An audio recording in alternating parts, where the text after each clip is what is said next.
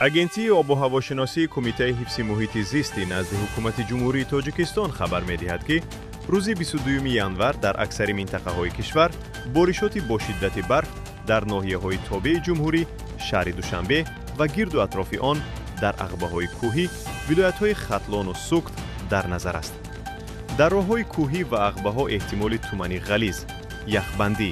ҷамъшавии барф ва коҳиши сатҳи биниш вуҷуд дошта, ин метавонад ҳаракати нақлиётро ҷиддан мушкил гардонад. бинобар ин ба шаҳрвандон, махсусан ронандагон, тавсия дода мешавад сафарҳоро ба рӯзҳои мусоидтар мавқуф гузошта, пеш аз ҳаракат вазъи роҳҳо ва пешгӯии обу ҳаворо санҷида, қоидаҳои бехатариро қатъиян риоя намоянд. рӯзҳои 21-23 январ бинобар сабаби боришот дар шоҳрои Душанбе-Чаноқ, километрҳои 48, 74, 80, 81, минтақаҳои тармафарои майхӯра ва зидеҳи ноҳияи Варзоб,